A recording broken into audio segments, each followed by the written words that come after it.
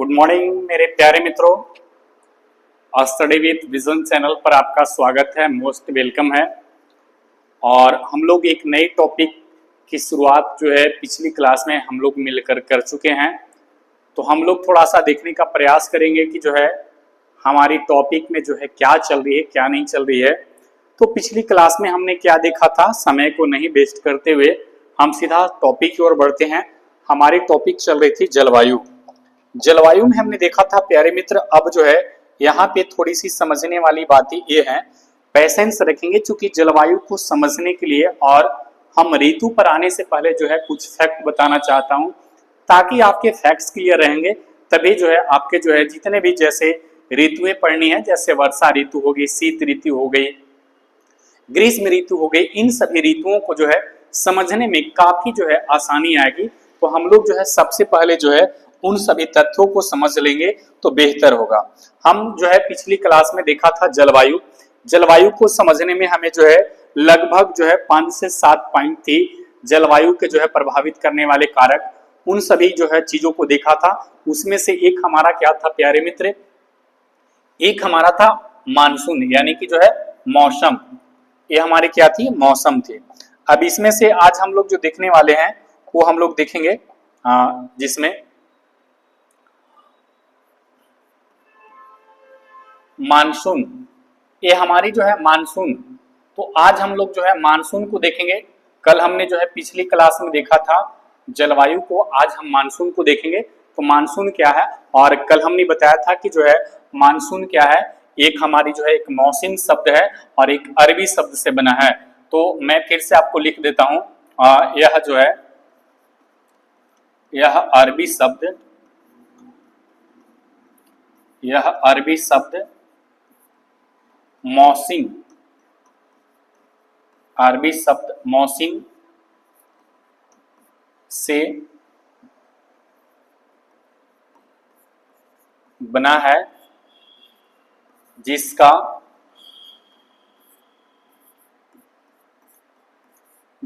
शाब्दिक अर्थ क्या होता है, मौसम होता है। शाब्दिक अर्थ हमारा क्या होता है, मौसम होता है। प्यारे मित्र, यहां तक तो हमने देखा था। अब थोड़ी सी इसमें हम पॉइंट में शामिल करेंगे। हम पॉइंट में क्या शामिल करेंगे वो चीज को देखेंगे। मानसून, ये जो हम लोग देखेंगे मानसून की उत्पत्ति, मानसून की उत्पत्ति को जो है प्रभावित करने वाले जो है कारक को देखेंगे। यानी कि मानसून की उत्पत्ति जो है करने वाले जो है प्रभावित कारक को हम लोग देखेंगे। उत्पत्ति, मानसून की उत्पत्ति करने वाले प्रभावित कारक को हम देखेंगे। कल हमने जो है जलवायु को देखा था, मानसून की उत्पत्ति जो है कैसे जो है भारत में हो रही है। तो पूरे भारत के क्षेत्र में जो है मानसून कैसे आ रहा है, क्यों आ रहा है, कब आ रहा है, तो इन सभी चीजों को हम लोग देखने का आज प्रयास करेंगे। तब जो है हम जो है सीधे ऋतु वाले टॉपिक पर चले आएंगे। सबसे पहले देखेंगे कि मानसून की उत्पत्ति कैसे हो रही है भारत के संदर्भ में। तो मानसून की उत्पत्ति को हम लोग थोड़ा सा समझेंगे। इसमें से एक हमारा पहला पॉइंट निकल कर आता है, इसमें से देखेंगे हमारी क्या आती है, यहाँ पे देखेंगे प्यारे मित्र, हमारी आती है तापीय संकल्पना। ये जो है तापीय संकल्पना जो है इसमें जो है एक महत्वपूर्ण रोल निभाता है। और दूसरा हमारा क्या आ जाता है देखेंगे, तो इसको हम क्या बोलते हैं, गतिक संकल्पना। गतिक या इसको जो है हम पवन भी कहते हैं, गतिक जो है संकल्पना, ये जो है गतिक संकल्पना। इसके बाद तीसरा यदि हम देखेंगे तो एक हमारा हो जाता है जिसमें जो है जेट धारा, ये जो है जेट धारा का सिद्धांत, ये जो है जेट धारा का जो है हमारा जो है सिद्धांत भी जो है यहाँ पे काम करता है। इसके बाद यदि हम चौथा में देखेंगे तो महासागरीय, ये जो है महासागरीय राशियां, ये जो है महासागरीय राशियां। अब जो है भारत में मानसून आने के लिए जो है ये 4 प्रमुख जो है कारक जो होता है ये हमारा क्या होता है, उत्तरदायी होता है। तो इन 4 प्रमुख कारकों को हम देखने का प्रयास करेंगे कि ये 4 प्रमुख कारक जो है भारत में मानसून को लाने के लिए जो है ये उत्तरदायी होता है। सबसे पहला हम देखेंगे तापीय संकल्पना क्या होता है। आप पेशेंस बनाकर रखेंगे, मैं हर एक चीज को जो है क्लियर कराऊंगा। चलिए सबसे पहले फर्स्ट ऑफ ऑल देख लेते हैं कि तापीय संकल्पना में जो है भारत का क्या प्रभाव पड़ रहा है प्यारे मित्र। तो आप जो है थोड़ी सी पैसेंस बनाकर रखेंगे। यदि आपको भारत की मानचित्र बनानी आती है तो आप जो है बनाने का हमेशा प्रयास करेंगे, क्योंकि जो है मैंने जो है पहली वीडियो में जो है इसको बताया था आपको। और यदि आप ये लगातार यदि आप प्रयास कर रहे होंगे तो मैं भी जो है आपको मेरे ख्याल से जो है आपको बनाने आ गए होंगे।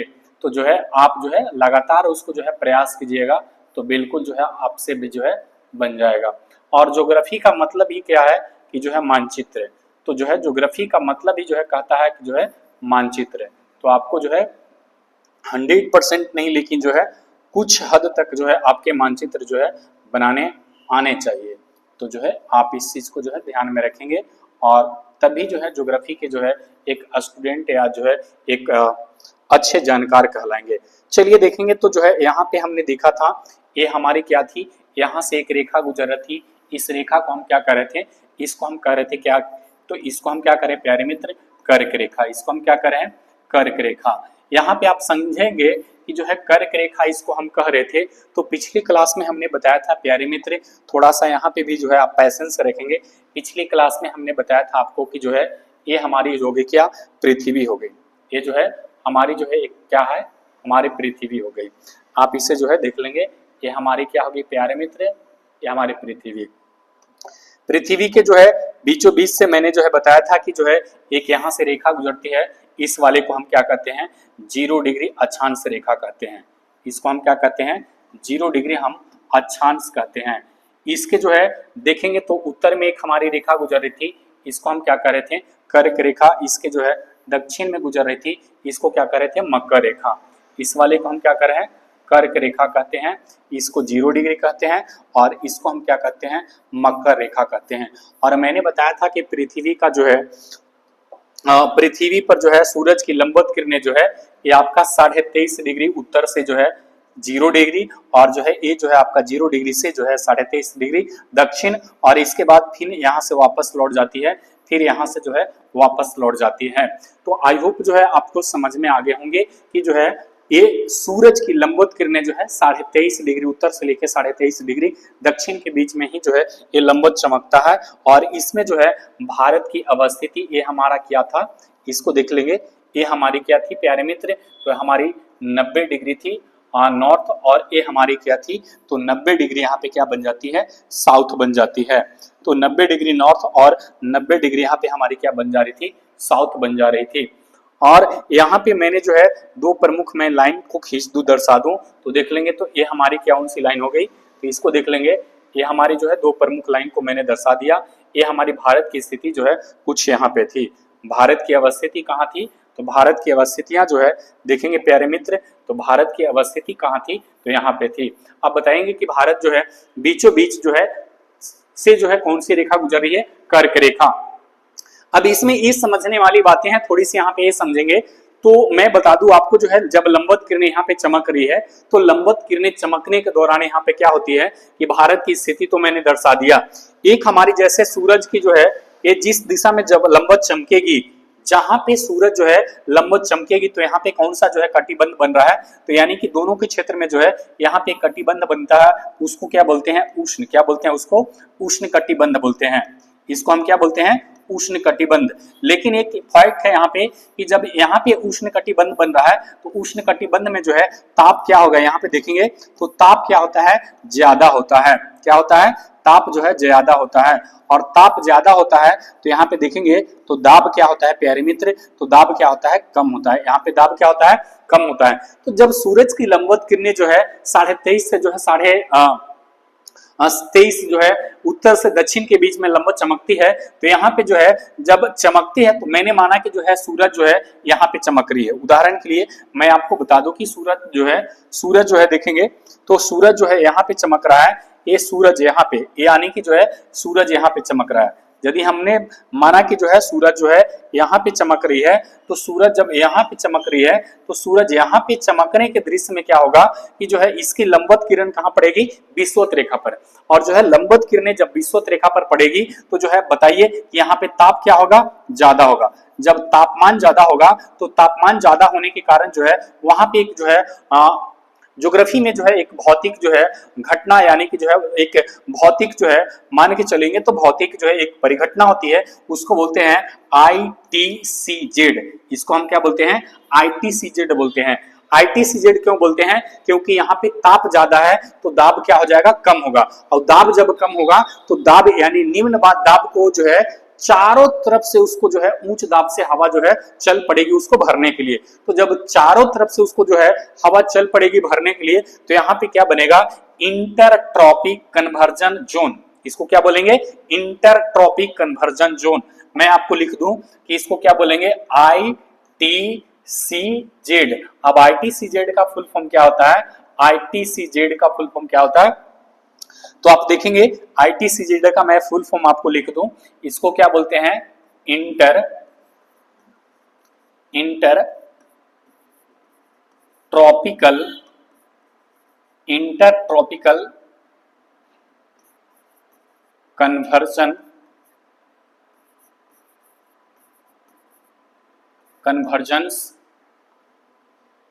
कन्वर्जेंस क्या बोलते हैं, जोन कहते हैं, यानी कि जो है जोन। हिंदी में बोलते हैं इसको अंतः उष्ण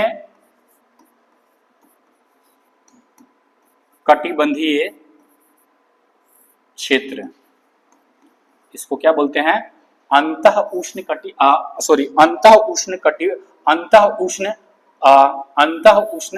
अभिसरण क्षेत्र,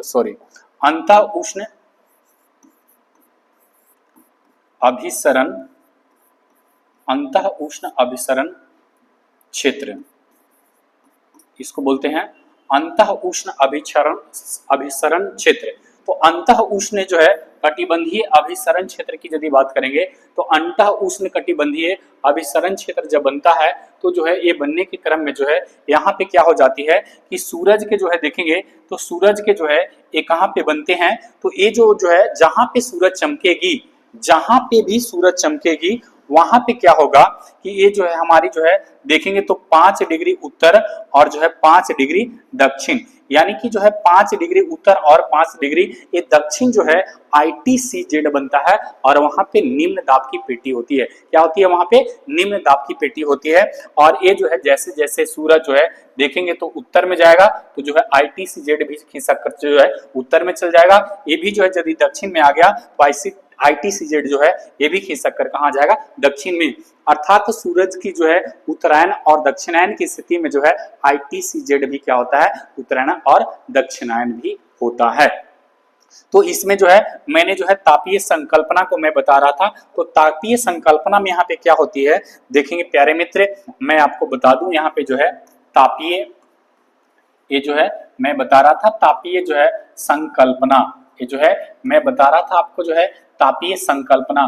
तापीय संकल्पना में क्या होता है यहाँ पे कि जब यहाँ पे जो है सूरज की लंबवत किरणें पड़ती है तो सूरज के लंबवत किरणें जब कर्क रेखा पर सीधा चमकती है तो चमकने के बाद जो है यहाँ पे क्या हो जाता है कि जो है गंगा की मैदान में यानी कि तापमान क्या हो जाता है, ज्यादा हो जाता है। क्या हो जाता है, तापमान जब ज्यादा हो गया तो बताइए कि जो है जब यहाँ पे ताप ज्यादा हो गया तो यहाँ पे जो है दाब क्या हो जाएगा, देख लेंगे तो दाब क्या हो जाएगा, निम्न हो जाएगा, यानी कि दाब क्या हो जाता है, निम्न हो जाता है। तो यही कारण है कि जो है जब कर्क रेखा पर सूरज का लंबवत किरणें चमकती है तो लंबवत किरणें चमकने के दौरान जो है यहाँ पे हमारे जो है आसपास के क्षेत्र में जो है यहाँ पे ताप ज्यादा हो जाता है और दाब क्या हो जाती है, कम हो जाती है।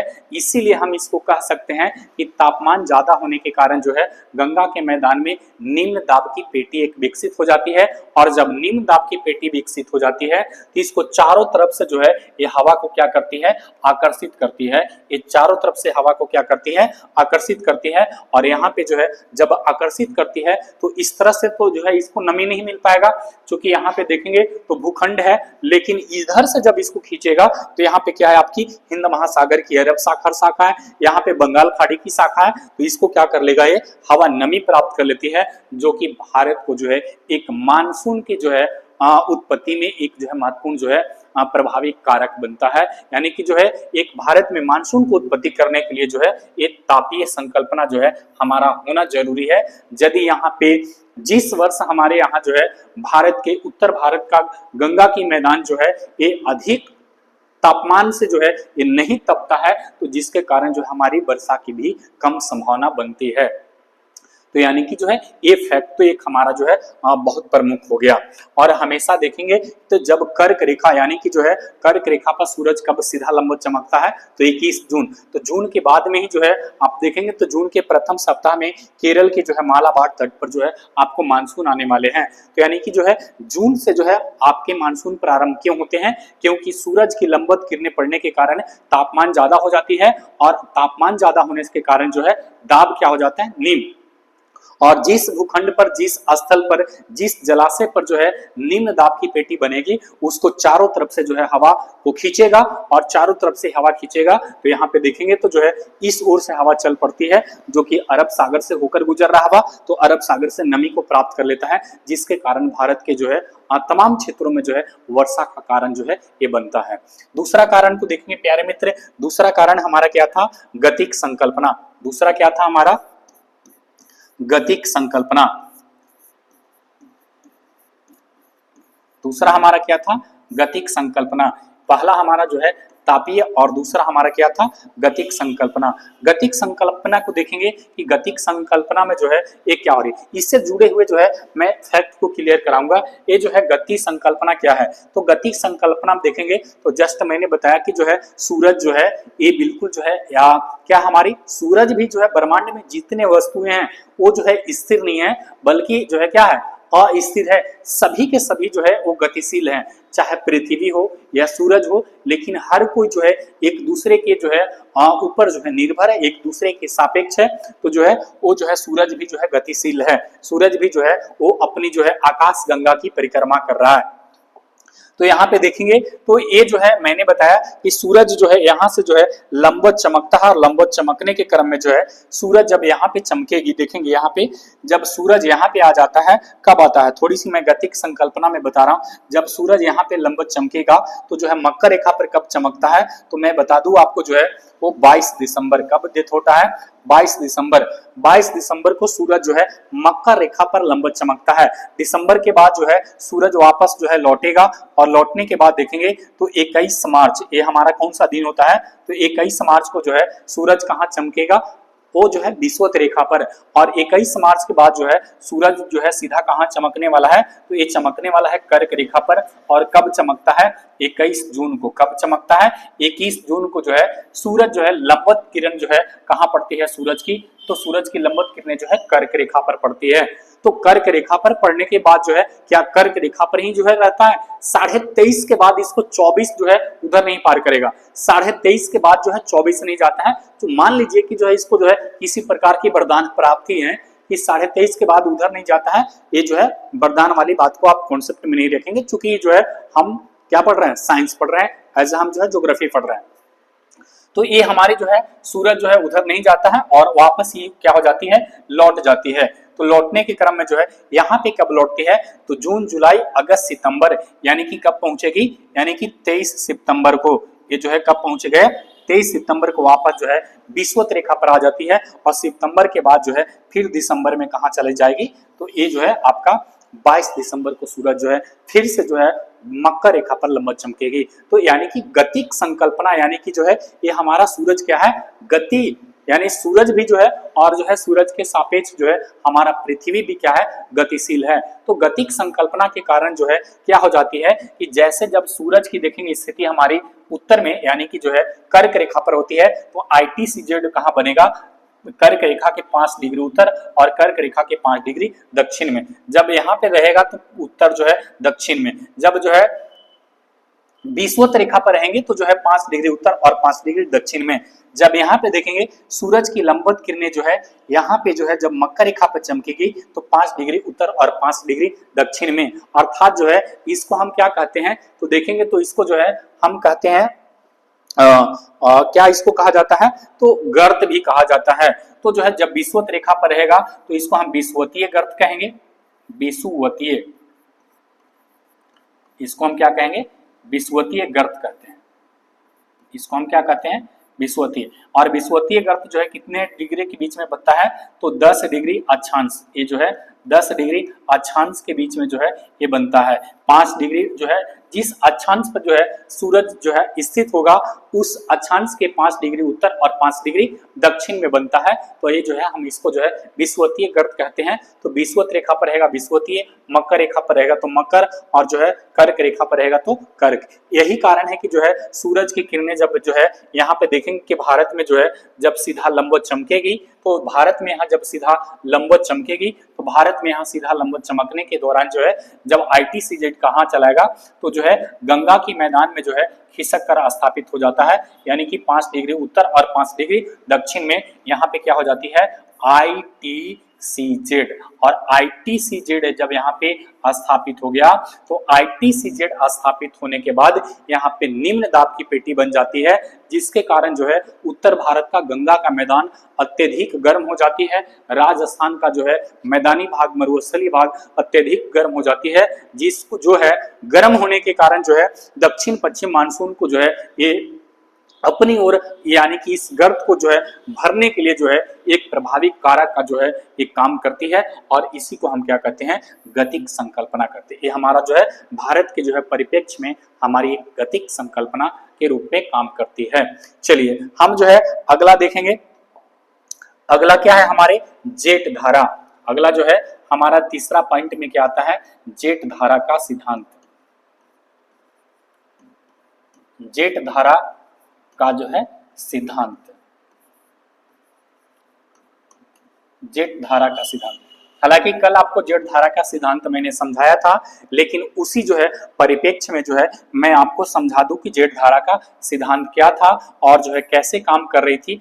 थोड़ी सी आप पैसेंस रखेंगे तो मैं जो है कल पिछले लेक्चर में मैंने बताया था उसको आप यहाँ पे देखने का प्रयास करेंगे। प्यारे मित्र, मैंने बताया था कि जो है ये तिब्बत का क्षेत्र है, ये हमारा क्या है, तिब्बत का क्षेत्र है, तिब्बत का हमारा पठार था।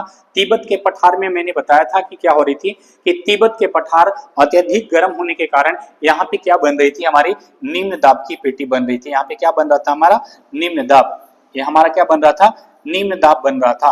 और निम्न दाब बनने के कारण जो है यहाँ पे जो है इसको भरने के लिए चारों तरफ से क्या आ रही थी, हवाएं चली आ रही थी। तो यानी कि जो है मैंने बताया था कि जो है यहाँ पे जो देखेंगे तो ये हमारी क्या बनेगी, ये हमारी जो है निम्न दाब बनेगी, ये हमारी एक केंद्र होगी। अब केंद्र में जो है हमारी निम्न दाब की पेटी बन गई, तो निम्न दाब की पेटी बनने के क्रम में जो है इसको चारों तरफ से जो है हवाएं क्या आएगी, इसको भरने के लिए आएगी। लेकिन मैंने बताया था कि जहां पे निम्न दाब का जो है एक पेटी विकसित होगा तो हवा जब भरने के लिए आएगा तो डायरेक्ट नहीं आता है, बल्कि वो जो है क्लॉकवाइज या तो एंटी क्लॉकवाइज, घड़ी के दिशा में या तो घड़ी के विपरीत दिशा में जो है आती है। और जो है हवा जो है धीरे धीरे केंद्र में प्रवेश करती है और एक केंद्र के निश्चित बिंदु तक जो है, एक निश्चित सीमा तक पहुंचकर जो है हवा आपस में क्या हो जाती है, टकरा जाती है। और टकराकर हवा नीचे नहीं बल्कि कहां चली जाती है, ऊपर उड़ जाती है। और जब ऊपर उड़ती है तो इसके दो क्रम बनते हैं जो सागर में बनते हैं। देखेंगे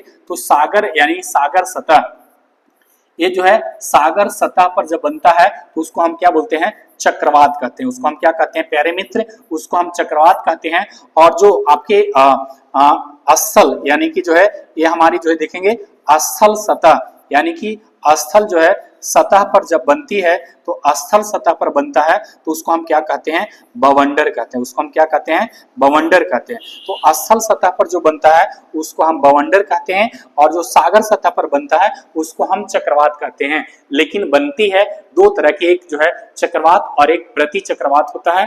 और बवंडर भी जो है दो तरह की होती है, एक घड़ी के दिशा में और एक घड़ी के विपरीत दिशा में। हालांकि चक्रवात वाले टॉपिक में मैं बहुत बेहतरीन तरीके से बताऊंगा, एक बहुत डीप करूंगा सवाल आपको।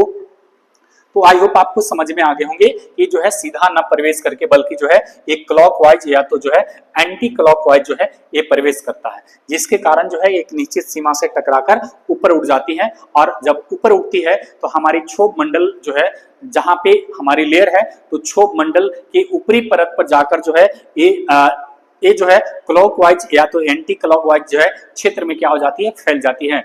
और फैलने के बाद जो है देखेंगे जब ये हमारी कहाँ पे जो है उत्पन्न हो रहा है, तिब्बत के क्षेत्र में। अब जो है तिब्बत के क्षेत्र में जब उत्पन्न हो रही है तो तिब्बत के क्षेत्र में उत्पन्न होगी तो ये कहाँ चली जाएगी, उत्तरी ध्रुव के पास। और जब ये उत्तरी ध्रुव के पास जब पहुंचती है देखेंगे तो जब ये उत्तरी ध्रुव के पास पहुंचती है तो क्षोभ मंडल की हमारी जो है ऊपरी सीमा, क्षोभ मंडल की हमारी ऊपरी सीमा पर पहुंचती है। तो क्षोभ मंडल के ऊपरी सीमा पर पहुंचने के बाद वे जो है हमारी उत्तरी ध्रुव के समीप जो है देखेंगे तो क्या हो जाती है कि दो पार्ट में बढ़ जाती है।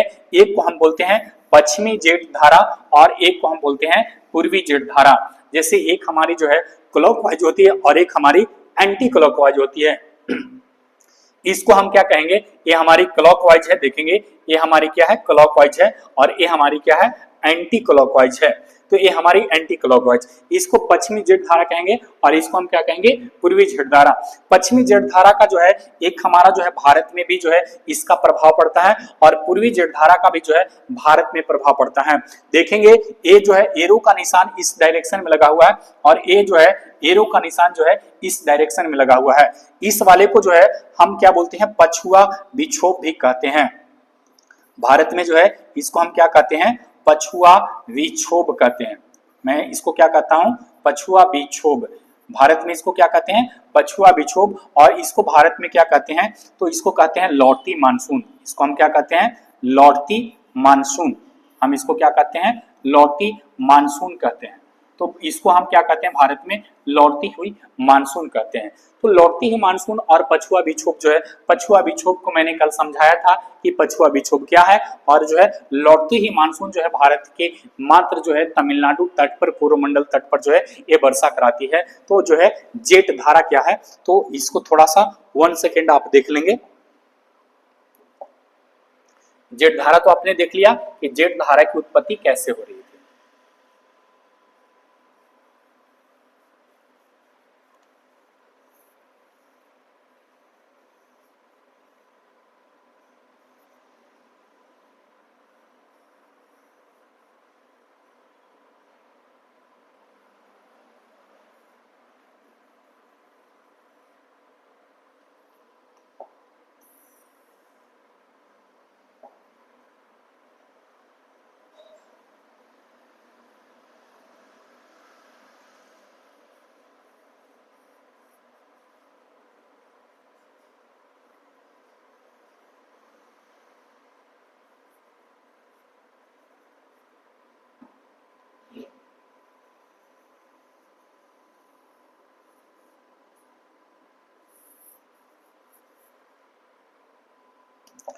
पिछली क्लास में हमने बताया था कि जेट धारा की उत्पत्ति कैसे हो रही थी।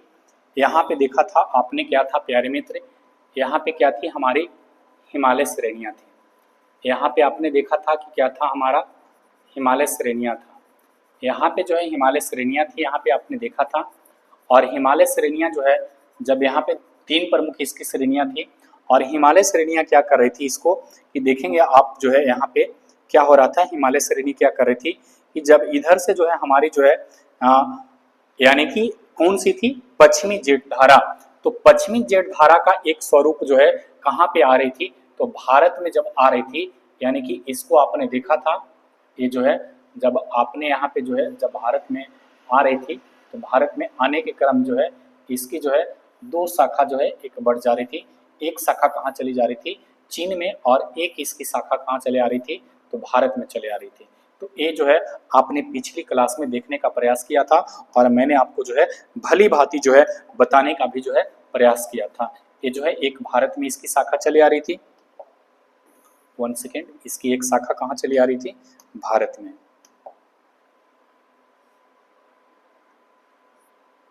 एक हमारी जो है इसकी भारत में शाखा चली आ रही थी।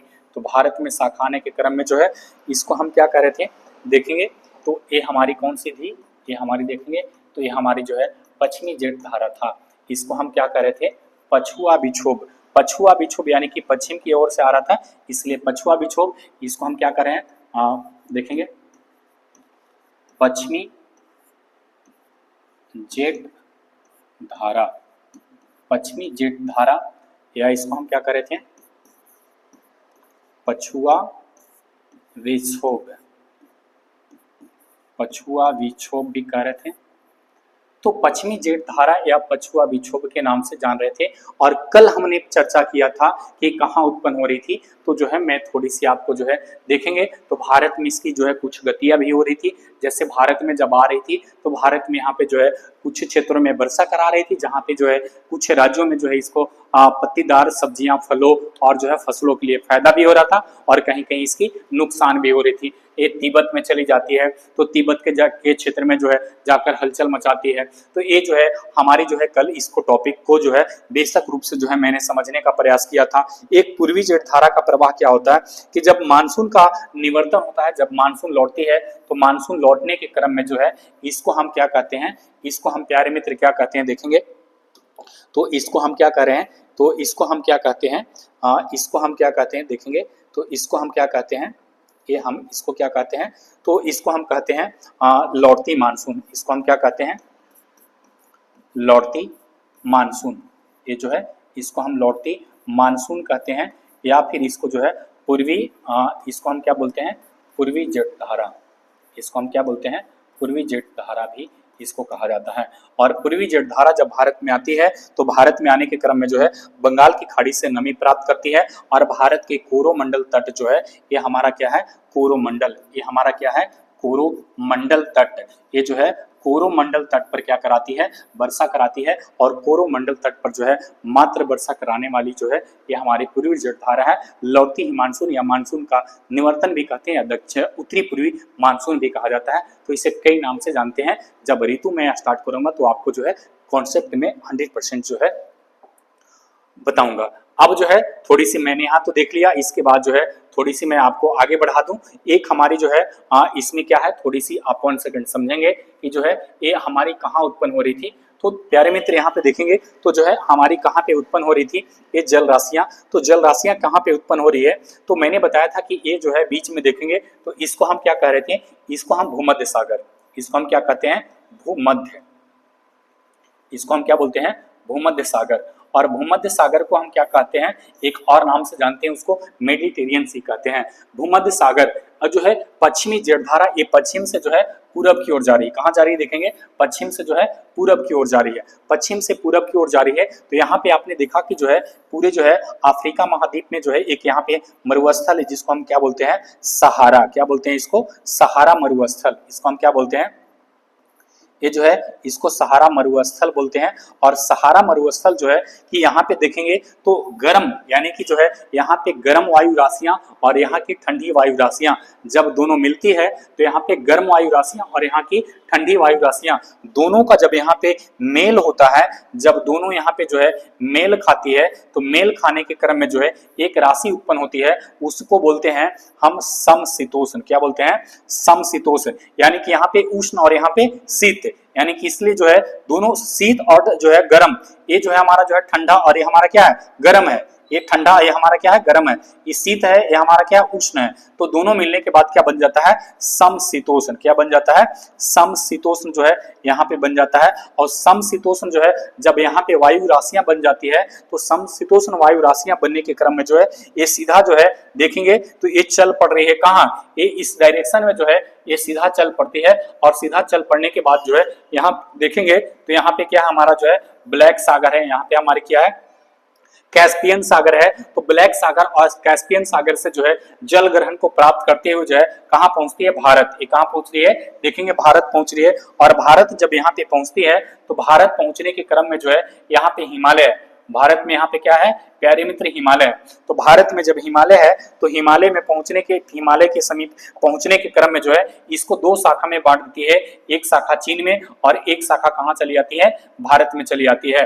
अब इसी को हम क्या कह रहे हैं, पछुआ विक्षोभ पश्चिम की ओर से आ रही है, इसलिए हम इसको क्या बोलते हैं, पछुआ विक्षोभ कहते हैं। आई होप आपको समझ में आ गए होंगे। अब जो है अगली जो है हम जो है देखेंगे, अगला हमारा क्या है प्यारे मित्र, तो अगला हमारा क्या है, तो अगला हमारा क्या है देखेंगे। तो अगला मैं बता दूं, महासागरीय राशियां, महासागरीय राशियां, महासागरीय राशियां। महासागरीय राशियां को देखेंगे प्यारे मित्र कि महासागरीय राशियां क्या है। महासागरीय राशि के बारे में मैं बताऊं कि महासागरीय राशि जो है एक हमारी जो है गर्म जलधारा और ठंडी जलधारा से संबंधित है। आपको ऐसे ही समझ में आ रहा होगा महासागरीय राशियां। तो महासागरीय राशियां जो है यहाँ पे एक गर्म जल राशि और एक ठंडी जल राशि से संबंध है इसका। तो आप इसको जो है मैं जो है समझा दूं बहुत अच्छी तरीके से आपको।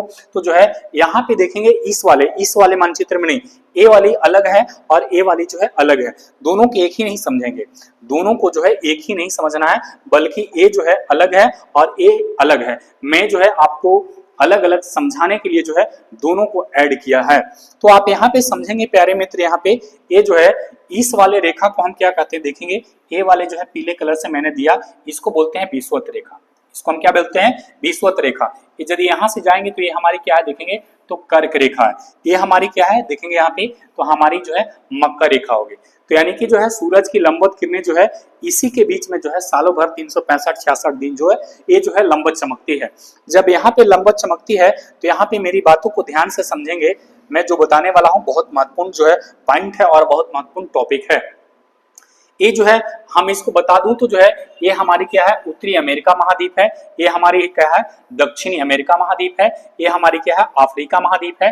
यहाँ पे जो है देखेंगे तो लारेशिया का भाग में जो है ये वाला हिस्सा को हम बोलते हैं यूरोप बोलते हैं, और इस वाले हिस्सा को जो है हम क्या बोलते हैं एशिया बोलते हैं। और एशिया का भाग जो है यहाँ जो देख रहे हैं ये भी जो है इंडोनेशिया तक चले आता है, और एक हमारी जो है ऑस्ट्रेलिया है।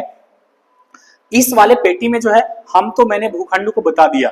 भूखंड के बाद देखेंगे प्यारे मित्र मैं आपको बता दूं कि भूखंड के बाद देखेंगे तो यहाँ पे कुछ जल राशियां हैं जिसको अलग अलग क्षेत्रीय नाम से जानते हैं। इसको हम देखेंगे प्यारे मित्र टोटली को हम क्या बोलते हैं, इसको पैसिफिक ओशियन बोलते हैं, अर्थात इसको प्रशांत महासागर बोलते हैं। बीच वाले को यदि देखेंगे तो पूरे संयुक्त रूप से इसको हम क्या बोलते हैं अटलांटिक महासागर बोलते हैं, यानी कि अटलांटिक ओशियन बोलते हैं। यहाँ पे देखेंगे तो आपकी क्या है इंडियन ओशियन अर्थात हिंद महासागर कहते हैं। तो मैंने जो है तीन प्रमुख में सागरों की मैं बता रहा हूँ, हालांकि जो है स्थानीय रूप से जो है मूल रूप से जो है इसको तीन ही हम काउंट कर सकते हैं, चूंकि जो है अलग अलग रूपों में अलग अलग निर्माण हुए हैं। यहाँ पे देखेंगे तो आर्कटिक जो है ओशियन है, और यहाँ पे नीचे में देखेंगे तो अंटार्कटिका ओशियन है। तो मूल रूप से जो है यहाँ पे जो है तीन प्रमुख है, एक हमारा जो है पैसिफिक, एक हमारा जो है अटलांटिक और एक हमारा इंडियन। तो जो है तीन प्रशांत महासागरों को तीन महासागरों को देखेंगे तो तीन महासागरों में मैं फिर से उस वाले मानचित्र को देखेंगे तो ये हमारा जो है पूरा जो है उस वाले मानचित्र में जो है ये हमको गोल किया हुआ है। जैसे देखेंगे तो ये आपका क्या है प्रशांत महासागर की जो है देखेंगे ये पूर्वी भाग है, और ये प्रशांत महासागर की क्या है पश्चिमी भाग है।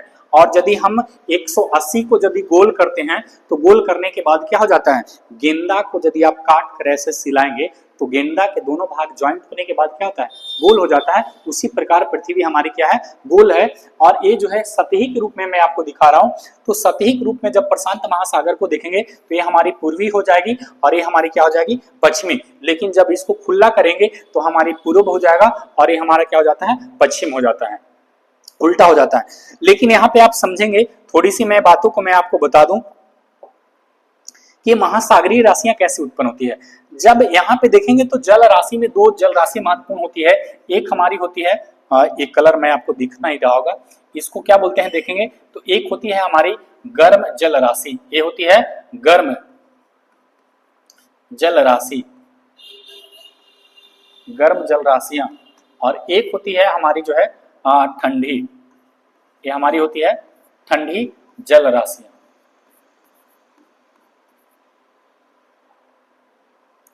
राशि यहाँ पे गलत लिखा हुआ है, थोड़ा सा देख लेंगे।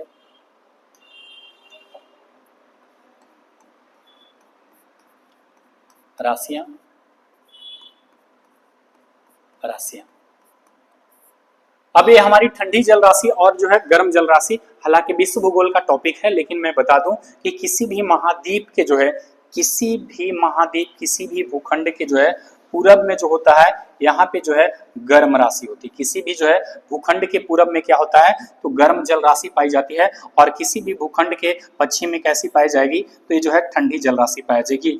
ये जो है बिल्कुल जो है मैं एक कॉन्सेप्ट बता रहा हूँ, हालांकि जब इसका ठंडी और गर्म जल राशि जो है मैं राशि बताऊंगा तो मैं आपको उसमें बहुत बेहतरीन तरीके से बताऊंगा, लेकिन जो है आप यहाँ पे एक कॉन्सेप्ट में देखेंगे कि जो है किसी भी महाद्वीप के जो है पूरब में जब भी राशि पाई जाएगी तो गर्म जल धारा पाया जाएगा, और किसी भी महाद्वीप के पश्चिम में पाया जाएगा तो ये जो है ठंडा जल राशि पाया जाएगा।